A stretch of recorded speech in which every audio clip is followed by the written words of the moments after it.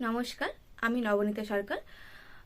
নবম দশম শ্রেণীর ইন্টারভিউয়ের জন্য আমি যে সিরিজটা শুরু করেছি সেখানে আজকে আমরা করব নবম শ্রেণীর রৈখিক সহসমীকরণ। কখন সমাধানের প্রকৃতিটা কীরকম হবে, মানে কখন অসংখ্য সমাধান, কখনো সমাধান থাকবে না, বা কখন ইউনিক সমাধান, সেটার ডেমোটা কি হবে। তো জাস্ট আমি আমার মতো করে ডেমোটাকে দিচ্ছি, আপনারা আপনাদের মতো করে একটু গুছিয়ে নেবেন, ঠিক আছে? কোনো ভুল হলে মার্জনা করিবেন। তো চলো, তাহলে আমি আপনাদেরকে, সরি আমার একটু তুমি আপনিতে কনফিউশন হয়ে যায়, মাঝে মাঝে স্টুডেন্ট টাইপের মনে হচ্ছে তাই তুমি বলে দিচ্ছি, মাঝে মাঝে এই যে আপনারা টিচার তাই আপনি বলে দিচ্ছি। তো যাক, তুমি আপনি যে একটুখানি কনফিউশনটা হচ্ছে ওটাকে একটুখানি বাদ দিয়ে বাকি ভিডিওটাকে দেখুন। তো চলুন একটুখানি আমি আমার ডেমোটা দেখিয়ে দিচ্ছি, তারপরে কি কি কোশ্চেন হতে পারে সেটাকে নিয়ে একটু আলোচনা করব।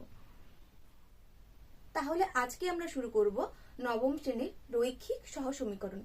তো ক্লাসটাকে আমি এভাবে শুরু করছি। Good morning students. তো সবাই এক কাজ করো তো, খাতার মধ্যে দুটো সরলরেখা ড্র করো তো। দেখো তোমরা যা যা ছবিগুলো ড্র করা হয়েছে তো, ঠিক আছে। এবার দেখো তুমি লক্ষ্য করে সবার যে ছবির প্যাটার্নটা হয়, কেউ এরকম টাইপের এঁকেছো, দুটো একদম সমান্তরাল, কেউ কেউ কি করেছে দুটো লাইনকে ক্রস করেছে, তাই তো? সে তোমার নিজেদের মতো ক্রস করেছে, এক কথায় দুটো লাইন কোনো একটা পয়েন্টে দেখো ক্রস করেছে। আবার দেখো কেউ কেউ কি করেছে, চালাকি বুদ্ধি করেছো, একটা লাইনের উপরই দুটো লাইনকে ড্র করে দিয়েছো, তাই তো? বিভিন্ন রকমের তোমার ড্র করেছো, হয়তো এটাকে অনেকে এইভাবেও করেছো, এই জায়গাটা কেটেছে। এক কথায় এদের তিনটে ফর্ম হতে পারে। যখন দুটো লাইনকে আমরা ড্র করব তিন রকম হতে পারে, হয় দুটো লাইন এইভাবে সমান্তরাল কখনোই ছেদ করছে না, অথবা দেখো শুধুমাত্র একটা বিন্দুতে ছেদ করছে, অথবা কি হতে পারে পুরো লাইন দুটো একজন আরেকজনের উপর এইভাবে বসে গেছে, ঠিক আছে? তাহলে এই তিন রকম হতে পারে। আচ্ছা, এটার মানে কি বলতো? এটার মানে হলো যখন দেখবে দুটো সমীকরণ বা দুটো লাইন পরস্পরকে কোথাও মিলছে না, কোথাও কাটছে না, তার মানে এর কোনো সমাধান নেই, সমাধান নেই। একটা বিন্দুতে কেটেছে, তার মানে এর একটি সমাধান আছে, একটি সমাধান আছে, ঠিক আছে? আর যখন দেখবে পুরো লাইন দুটো একটা লাইনে কনভার্ট হয়ে যাচ্ছে, তার মানে হচ্ছে অসংখ্য সমাধান আছে।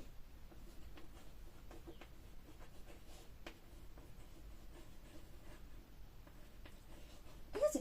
তাহলে এই তিন রকমের আমরা কি করতে পারি, সমাধান পেতে পারি। হয় কোনো সমাধান থাকবেই না, না হলে একটি সমাধান আছে, আর না হলে অসংখ্য সমাধান আর থাকবে, ঠিক আছে?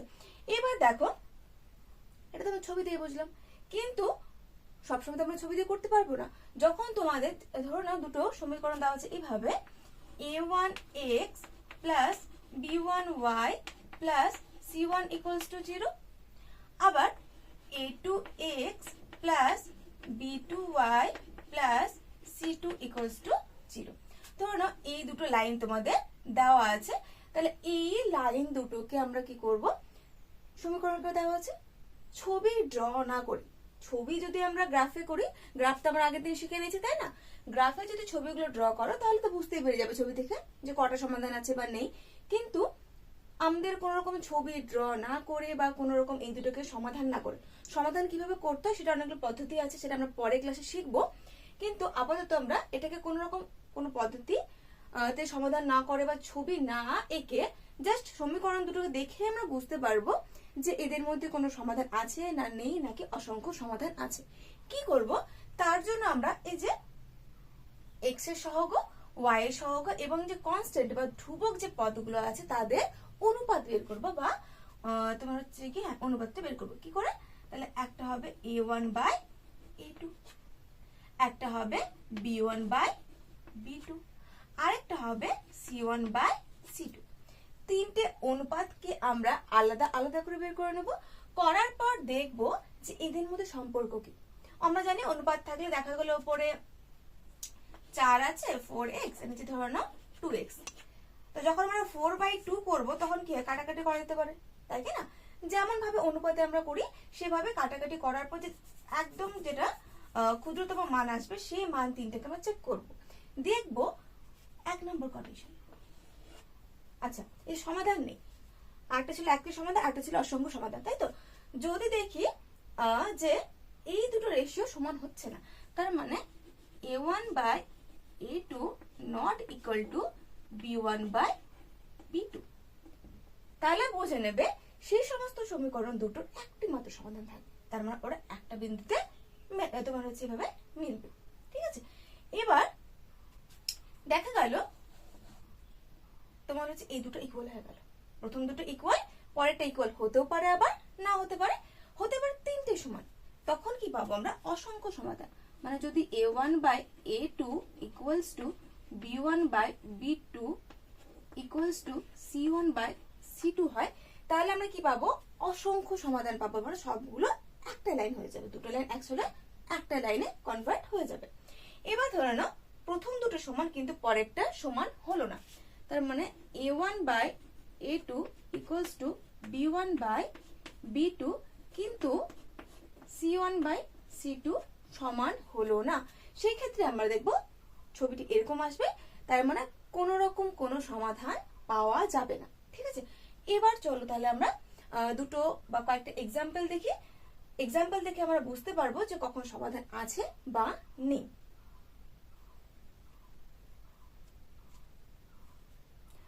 তো ঠিক আছে, তোমরা এইভাবে কন্টিনিউ করতে পারো। তারপরে এই বোর্ডটাকে ক্লিয়ার করে দিয়ে যদি তোমাদেরকে স্যাররা থামিয়ে না দেন, তাহলে তোমরা কি করতে পারো, হচ্ছে গিয়ে এরপরে আরো কন্টিনিউ করতে পারো, মানে এক কথায় এক্সাম্পল নিয়ে কন্টিনিউ করতে পারো। তো আশা করছি অতক্ষণ সময় দেবে না, যদি সময় পেয়ে যাও তাহলে কয়েকটা উদাহরণ সহ দেখে রাখবে, যে স্যাররা থামতে না বলে যাতে তুমি এরপরে উদাহরণ দিয়ে সেগুলোকে বোঝাতে পারো। ঠিক আছে, তো আপনারা ডেমোটা দেখলেন, আশা করছি আমি আমার মতো করে দিয়েছি। তো যাক, আপনারা বাকিটা নিজেদের মতো করে ওটা ঠিকঠাক করে নেবেন, বা কীভাবে করতে পারেন আরও ভালোভাবে সেটা নিজেরা বুঝতে পারবেন ভালো, সেটা করে নেবেন।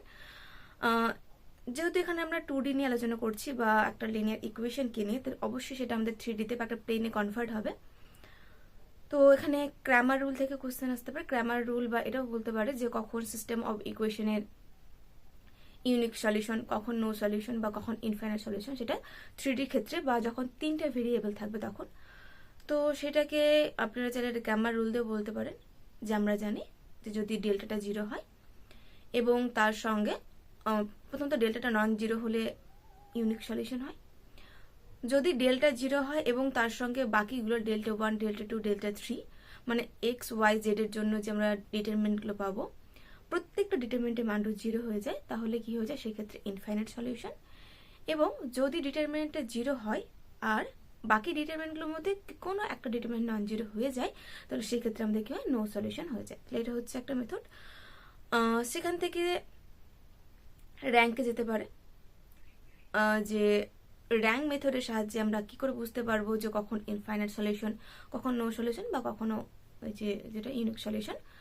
তো যেটা আমরা র্যাঙ্ক মেথডটি জানি, তাই না, যে ডিটারমিনেন্টের র্যাঙ্ক এবং আর্গুমেন্ট ম্যাট্রিক্সের র্যাঙ্ক যদি সেম, দুটো ইকুয়াল হয় এবং সেটা যদি নাম্বার অফ ভেরিয়েবলের সঙ্গে ইকুয়াল হয়, তাহলে সেক্ষেত্রে কি হয়? Unique solution. যদি দুটোর র্যাঙ্ক সেম হয় কিন্তু নাম্বার অফ ভেরিয়েবল থেকে কম হয়, সেই ক্ষেত্রে আমাদের হয় ইনফাইনাইট সলিউশন। আর যদি নর্মাল কোএফিসিয়েন্ট ম্যাট্রিক্স এবং আগমেন্টেড ম্যাট্রিক্স এই দুটোর র্যাঙ্কটা নট ইকুয়াল হয়, সেই ক্ষেত্রে আমাদের কি হয়? নো সলিউশন পাই আমরা, তাই না? এবার এখান থেকে এটা কোশ্চেন হতে পারে যে রো ইকুইভ্যালেন্ট ফর্ম এবং রো রিডিউসড বা রিডিউসড রো ইকুইভ্যালেন্ট ফর্ম দুটোর মধ্যে কি ডিফারেন্স। তো একটা হচ্ছে যেটা row reduced form, row reduced equivalent form, সেটা মানে আমরা হচ্ছে গসিয়ান এলিমিনেশন মেথড ইউজ করি। আর যেটা হচ্ছে কি রো রিডিউসড ফর্ম শুধুমাত্র যেটা রো ইকুইভ্যালেন্ট ফর্ম রিডিউসড নয়, সেটার ক্ষেত্রে সম্ভবত জর্ডান গসিয়ানটা অ্যাপ্লাই করি। এটা একটুখানি দেখতে হবে আমাকেও, আপনারা একটু দেখে নেবেন যে কোনটাতে কোন মেথডটা আমরা অ্যাপ্লাই করি। পাইভট এলিমেন্টের যে কনসেপ্টটা সেটা একটু দেখতে হবে, পাইভট এলিমেন্টটা কি, বা আমরা এটা জানি যে রিডিউসড রো ইকুইভ্যালেন্ট ফর্মের ক্ষেত্রে কি হয়, যে তোমার হচ্ছে প্রত্যেকটা কলামে শুধুমাত্র পাইভট এলিমেন্ট থাকবে, সেটা 1 হবে, বাকি ওই কলামের এলিমেন্টগুলো 0 হয়ে যায়। আর যেটা হচ্ছে আমাদের শুধুমাত্র রো ইকুইভ্যালেন্ট ফর্ম, সেই ক্ষেত্রে পাইভট এলিমেন্ট বাদ দিয়েও কলামে আরও এলিমেন্ট থাকতেও পারে, নন জিরো এলিমেন্ট, এবং সেই ক্ষেত্রে প্রাইভেট এলিমেন্টে বা পিভট যাই বলো না কেন, প্রাইভেট বা পিভট, সেই এলিমেন্টে যে 1 হতে হবে সেরকম কোনো বাধ্যবাধকতা নেই। এগুলো হচ্ছে ডিফারেন্সগুলো। আর কি কোশ্চেন হতে পারে, হ্যাঁ তারপর অবশ্যই সেটা পুরোপুরি লিনিয়ার দিয়ে কনভার্ট হয়ে যাবে, ধীরে ধীরে সেটা ম্যাট্রিক্সে যাবে, orthogonal matrix, symmetric, skew symmetric, যা কিছু আছে এগুলো। আচ্ছা, আরেকটা কোশ্চেন, এগুলো তো অবশ্যই আপনারা পড়ে নেবে, লিনিয়ার ব্যাপারগুলো। জিওমেট্রিক্যাল রিপ্রেজেন্টেশন হতে পারে, যেহেতু আমরা 2Dতে জিওমেট্রি দিয়ে শুরু করছি, যে 2Dতে নো সলিউশন বা সলিউশনের ক্ষেত্রে জিওমেট্রিকটা কিরকম হচ্ছে বা জিওমেট্রিক্যাল রিপ্রেজেন্টেশনটা কিরকম হচ্ছে, সেই ক্ষেত্রে আমাদের 3Dতে কোশ্চেন করতে পারে যে 3Dতে ইউনিক সলিউশন হবে, সেটা জিওমেট্রিটা কিরকম হবে। তো আমরা এটা অ্যাজ ফর এক্সাম্পল হিসেবে বলতে পারি যে একটা ঘরের কোনটা যেটা হয়, মানে 3টা দেওয়াল, একটা এপার দেওয়াল, এপার দেওয়াল, নিচে দেওয়াল, 3টে দেওয়াল একটা পয়েন্টে গিয়ে মিলছে, যেটা আমাদের ঘরের একটা রুমের যে কর্নারটা হয় সেটা হচ্ছে ইউনিক সলিউশন। তার মানে 3টা প্লেন, অ্যাকচুয়ালি 3Dতে লিনিয়ার ইকুয়েশন একটা প্লেনকে বা হাইপার প্লেনকে রিপ্রেজেন্ট করে। তো যখন 3টে প্লেন একটা সিঙ্গেল পয়েন্টে মিট করবে, তার মানে বলতে পারে বাস্তব হিসেবে আমাদের রুমের একটা যে কর্নারটা, তো 3টে প্লেন ওই জাস্ট একটা পয়েন্টে গিয়ে মিট করেছে, তাহলে এইটা হচ্ছে আমাদের ইউনিক সলিউশন। আবার যদি বলে ইনফাইনাইট সলিউশন, এই ক্ষেত্রে আমরা বইয়ের পাতাকে রিপ্রেজেন্ট করতে পারি, যে বইয়ের ক্ষেত্রে যেমন